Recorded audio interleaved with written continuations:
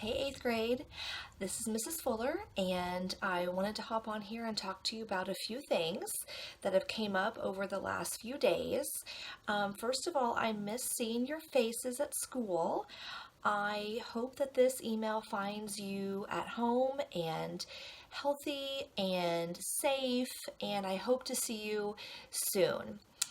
I want to talk about something that I thought of today, and I want you to think about over the next few weeks to maybe journal. I know I talked to you about reading, and I hope that you are reading and finding time to read a little bit throughout the day or every other day or so.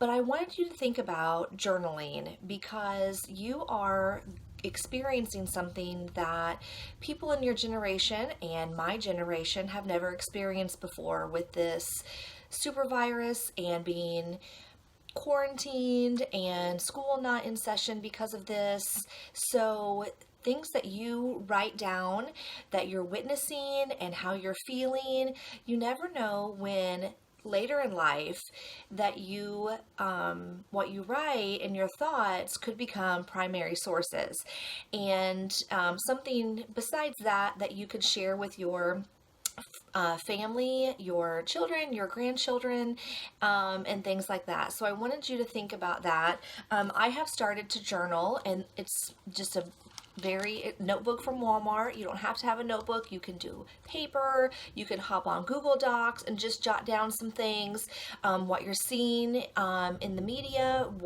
how you're feeling. Just those kind of things. You don't have to do it every day, but just think about it.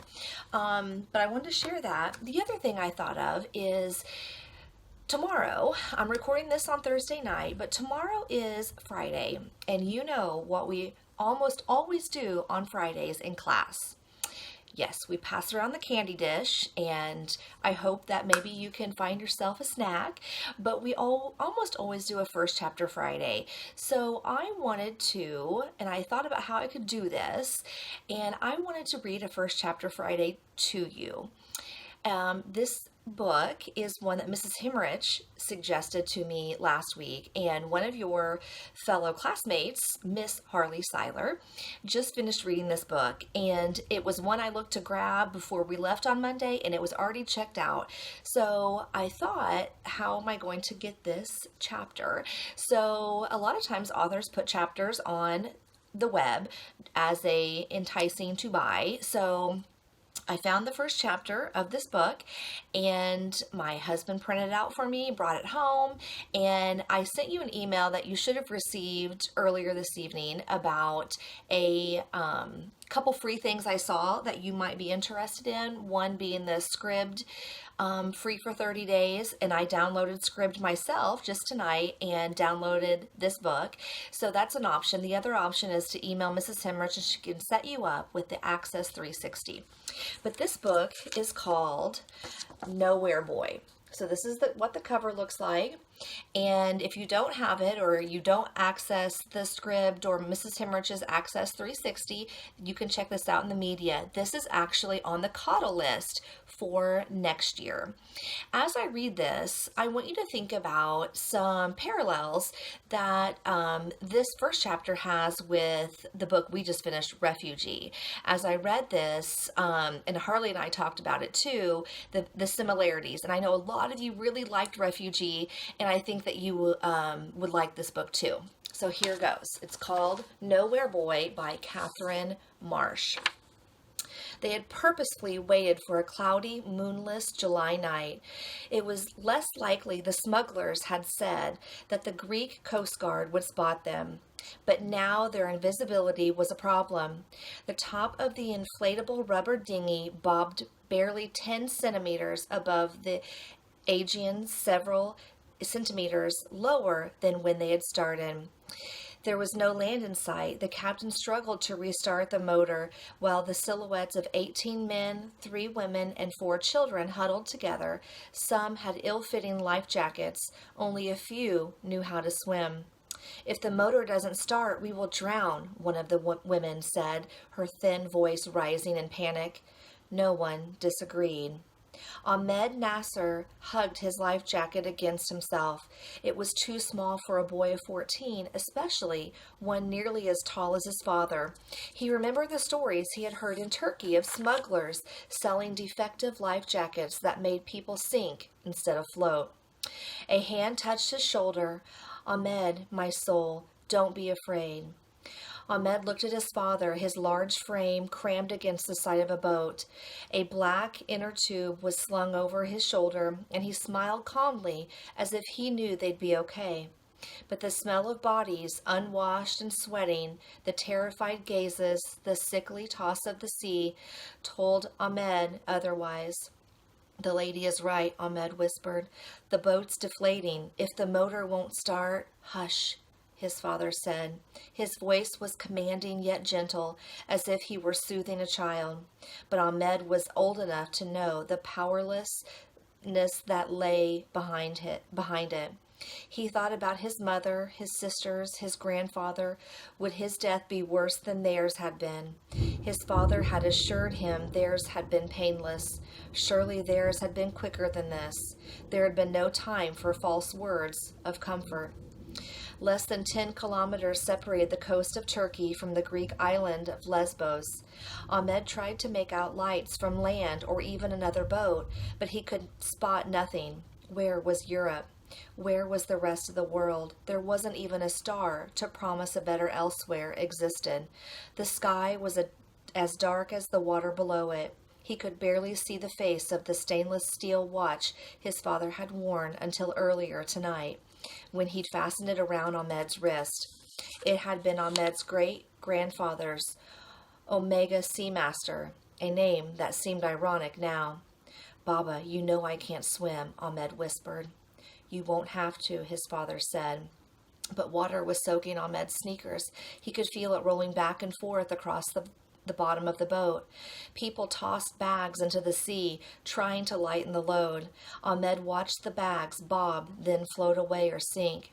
A few people tried to bail the water out with plastic bottles, but it hardly seemed to make a difference. The woman in front of them started crying. For the first time, Ahmed noticed she was holding a baby in a sling. Don't cry, Ahmed's father said to her, his tone light. There was already enough water in this boat. But this only seemed to make the woman cry harder. Allahu Akbar, several people prayed. Baba, the woman is right, his father interrupted. We must keep this boat moving, but you will not sink, nor will the others. Ahmed noticed him glance at the woman and her baby, then at the rest of the desperate, frightened strangers in the overcrowded boat. Baba pulled the inner tube off his shoulder and slipped it over Ahmed's head and around his torso. Then he leaned over and whispered in his ear, Forgive me, my soul. For a moment, I must leave you. Leave me? Where? But his father had already turned away. Baba! Ahmed tried to reach for him, only to realize that his arms were pinned to his sides by the inner tube. By the time he'd freed them, his father's leg was already over the side of the boat. Ahmed lurched forward to grab him, but it was too late. His father slid into the dark water like an eel. A moment later, he reappeared, treading water. What are you doing? Ahmed shouted after him. We need to pull the boat. His father's eyes searched the passengers. Can anyone else swim?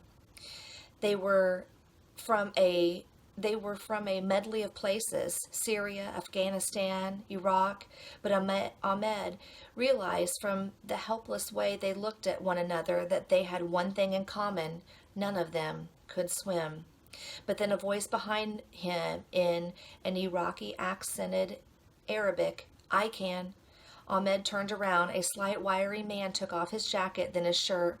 He handed them to the woman beside him, who folded them neatly as if to make a point that she expected him back. A little girl sat between them, half swallowed by her life jacket. I can too, said the captain. He looked ashamed about the motor, but Ahmed felt it wasn't his fault. It wasn't even really a captain. He wasn't even really a captain. He was just an engineering student from Homs, whom the smugglers had chosen from among the refugees to pilot the boat. This thankless duty had earned him an oblong orange buoy. He tossed it into the sea and then dove after it. Ahmed tried to give his father back the inner tube, but he refused to take it, claiming it would slow him down. The men swam to the front of the boat, and as a passenger shined a flashlight across the dark water, they looped the boat's tow rope around the buoy, conferring in tones too hushed for Ahmed to hear. Then each grabbed onto the rope with one hand, kicking with their feet and paddling with their free arm. Ahmed's father swam in front, the two men behind him. The boat jerked forward as if the giant hand had given it a shove. Cheers and shouts of praise be to God rose up from the passengers. Those in the center of the boat scooped water from the bottom into bottles and passed them to those on the edge to pour out. As he emptied bottles, Ahmed felt his fear ebb, replaced by pride that it was his father leading the swimmers. It reminded him of long ago weekends before the war, when his family had barbecued and picnicked with friends outside of Aleppo. Late at night, his father would lead the dabke, whirling the line of dancers as they held hands and stamped their feet to drum and tambourine. Ahmed would stare up at the star-filled sky and let himself be dragged along wildly, knowing Baba was in charge. But a half hour later he was jolted from his memories as the wind picked up and the choppy waves rocked the dinghy. Occasionally they spilled over the sagging sides, and Ahmed could hear the water slosh in the bottom. He looked anxiously out into the beam of light that illuminated his father and the other swimmers. Whitecaps broke over their heads, slowing their pace, but their free arms continued to pinwheel around. A hard summer rain began to fall. Within minutes, Ahmed was drenched. He told himself that rain this heavy never lasted long, but it stirred up the sea even more. The swimmers pulled the dinghy straight into the waves. It pitched and bucked, and pulling the swimmers rope taut, but it stayed afloat. Then came the sideways wave. Ahmed didn't see it, but he felt it.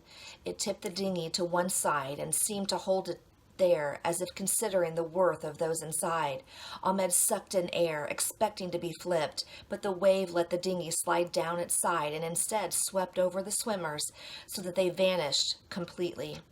Then it ripped the buoy off the rope and tossed it into the darkness. There was a second of silent shock before everyone started shouting, shining their phones' flashlights across the water. "Where are they? Can anyone see them?" The captain sputtered to the surface. The Iraqi popped up next with a gasp, his hand still clutching the rope. But where was Baba? Far in the distance, through the driving rain, Ahmed thought he saw his father's head bob to the surface. "Baba," he shouted, but there was no response, and when he looked again, all he could see were the endless whitecap waves. Makes you want to read on, doesn't it? I hope you enjoyed our first virtual First Chapter Friday. I hope you had a snack while you enjoyed the book, the first chapter. I hope that this is one that is going to be on your list, and I have a couple guest first chapter Friday readers coming your way next week. Again, like I said at the beginning of this message, I hope you stay safe and healthy. If you need anything, please feel free to email me, and I will talk to you soon. Bye.